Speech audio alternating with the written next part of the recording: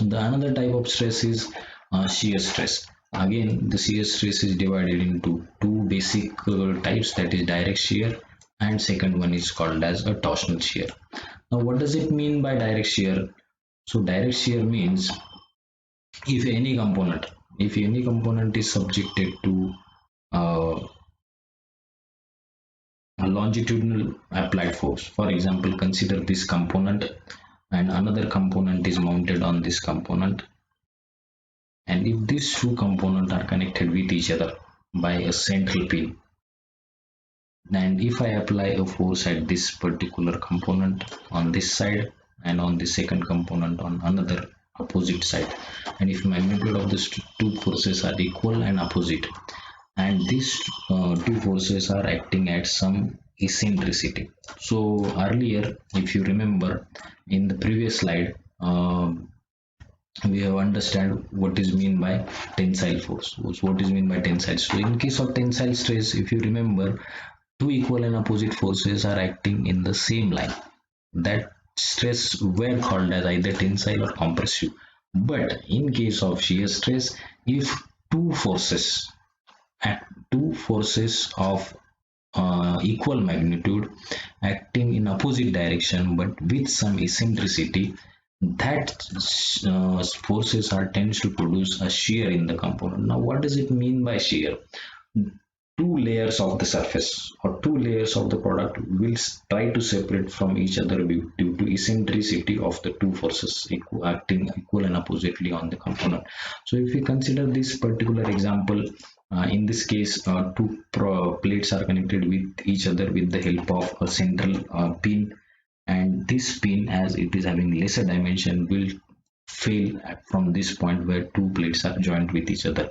So this plate will be divided into two parts. So if we draw like this plate will be broken into two parts at this point, and whatever the cross section of that plate here, that cross sectional area will give us a direct stress. Now, direct stress and torsional stress both are shear stresses. The shear stress is indicated by tau. In case of direct shear stress, it is called as tau d, and in case of torsional shear stress, it is called as tau suffix t. Now, what does it mean by tau direct shear stress? Tau direct shear stress is always applied force per unit cross sectional area. The cross sectional area is of the component which is going to fail due to shear. Now, in this case, this plate is going to fail as it has lesser dimension as compared to these two plates. Hence, it is going to fail at this particular point. If the cross section of this plate is rectangular cross section, then the dimension of that plate will be taken as cross sectional area. In this case, as we have written, it is W into H. So if it was a circular pin, and if it was broken into two parts, like this from here, then its cross section we would have taken as circular cross section having diameter d. We would have taken it as pi by 4 into d square. So please understand, the direct shear stress is given by formula force upon cross sectional area. And if you remember, in case of tensile stress and compressive stress, we have written that both compressive and tensile stresses are written as force upon cross-sectional area, and in case of direct shear also it is force upon cross-sectional area. So to remember, tensile stress, compressive stress and direct shear stress are equal to force upon cross-sectional area. We will summarize it later on. The next type of shear stress is called as torsional shear stress. Now, what is meant by torsional shear stress? As we have indicated, is indicated by tau t. Now, what does it mean by torsional shear stress? Torsional shear stress is always applicable for the component which is circular in cross section and which is having rotating motion. So any component in this world or in the mechanical engineering which is subjected to rotating motion is subjected to torsional shear. Now, how the shear will be generated in the component? Now, for example, let's consider this component is subjected to torque T in anti-clockwise direction on one end, and another torque T which is acting in clockwise direction on another end. Now, what does it mean by torque? So for example, let's consider this is a component of the quarter joint which is having a circular section at this point. So if I want to rotate this component or any component in the world, we have to always apply a tangential force. If I apply a force on the surface, central surface, it will slide. But to rotate the component, we have to always apply a tangential load, and that tangential load is applied tangent to the circular surface, and that tangent applied force multiply by perpendicular distance up to center.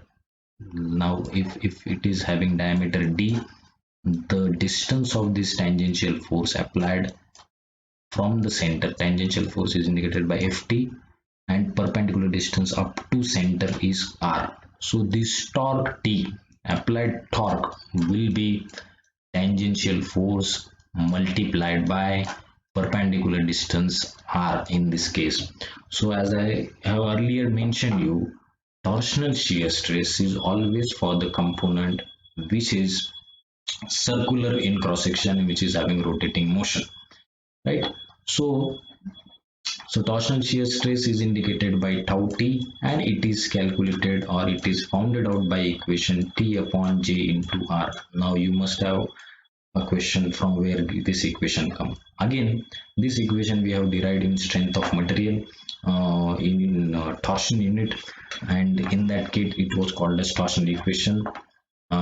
In case of bending stress, we have found out this is called as bending stress, or this is called as flexural formula, and this is called as torsional shear stress T upon J into R. Now in this case, T is called as torque, we have found it out.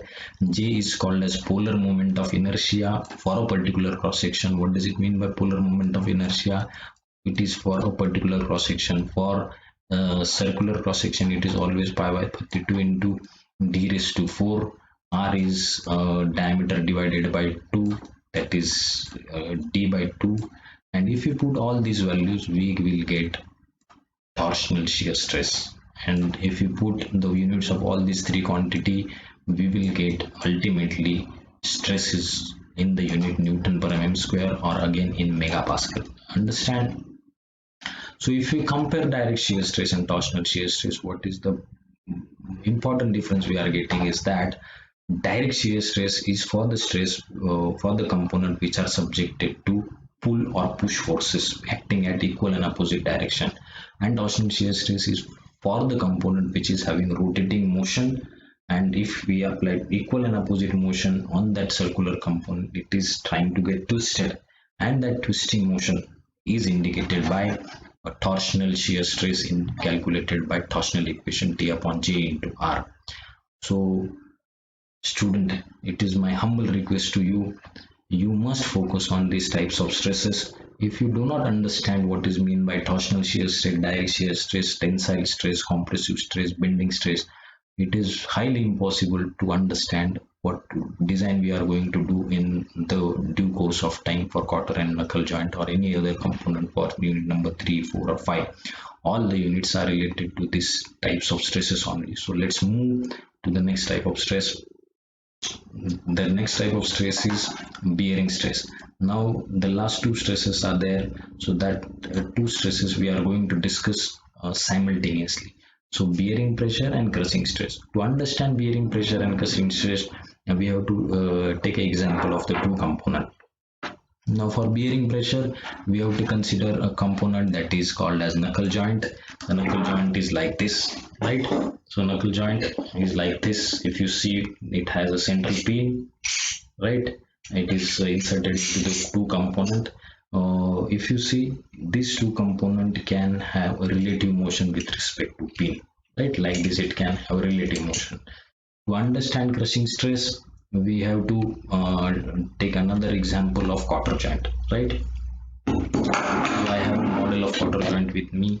It has a three component which are inserted with each other, and in that particular two elements we are inserting a central pin in there. So if you see, it doesn't have any relative motion with each other.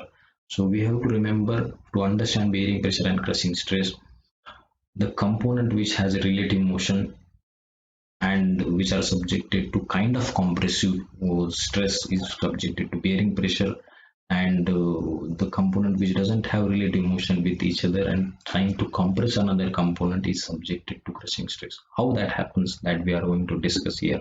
Now let's begin with our compressive bearing pressure. Now what does it mean by bearing pressure and crushing stress? Both bearing pressure and crushing stress is given by force, applied force upon which area? Projected area, right? Now to understand what does it mean by projected area, let's consider an example of knuckle joint as shown in the diagram. This knuckle joint consists of three components. One is pin, one is one eye or single eye, and another one is a double eye. These three components are held together with the help of this central pin and the holes for single eye and double eye. I have a similar model for this knuckle joint.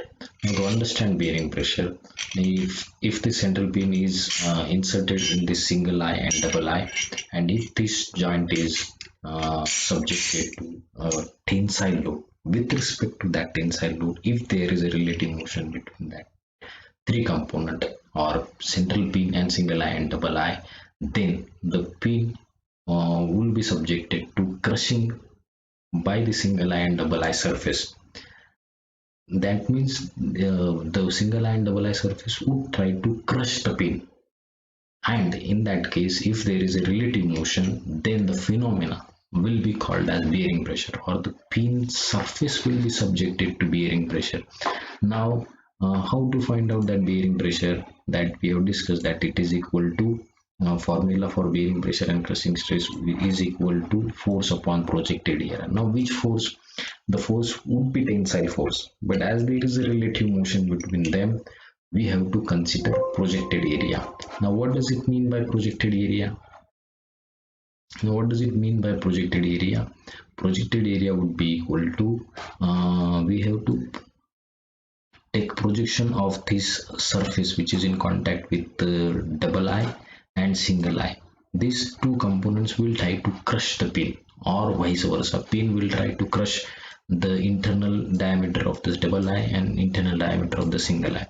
So we have to project these surfaces. So after projection, it will look like as a rectangle. And let's assume if this is height h and if this is diameter d, then as after projection it looks like as a rectangle, then projected area would be h into d for which pressure? Bearing pressure. This phenomena would be called as bearing pressure, as there is a relative motion between pin and single eye and double eye surface. Now let's assume a crushing stress. Formula will remain same, that is force upon projected area. Only difference is that the phenomena will be called as crushing stress if there is no relative motion. Now let's assume this component, socket, quarter and spigot, which is held together with the help of a central quarter. Now if I apply a tensile load, and if you see with respect to tensile load, there is no relative motion between the component. The two components are firmly placed with each other with the help of quarter. As it doesn't permit relative motion, and due to tensile load, this quarter will try to crush the slots, the surface of the slot, or vice versa. The slot will try to crush the quarter. And in that case, as there is no relative motion, the phenomena of the stress will be called as a crushing stress, and it is also indicated by force upon projected area. Now in this case, what will be the projected area? Projected area will be the surface which is crushed by the quarter, or the surface which is crushed by the socket, by the slot of the socket. So this surface. So if I take projection of this surface, this will be rectangular surface. Now this surface will be like this. Understood? If this is, let's say, diameter d1, this height will be diameter d1 of this socket, and this will be, let's assume this is thickness t. Then what will be the projected area? d1 into t. So that is the thing. And in this case, this will be called as crushing stress. Though formula will remain same, force upon projected area, but the phenomena that happens due to absenteeism of the relative motion between the two components which crush each other. The phenomena is called as crushing stress, and if the same phenomena happens with relative motion, that is called as bearing pressure.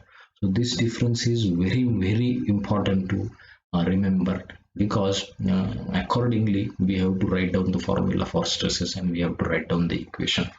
So these are the 7 stresses we have discussed, with respect to which we have to design the different components, and we have to use the appropriate stress equation depending on the mode of the failure. If the mode of the failure is a shear failure, that is either direct or torsion shear stress, we have to use that particular equation to find out the dimension.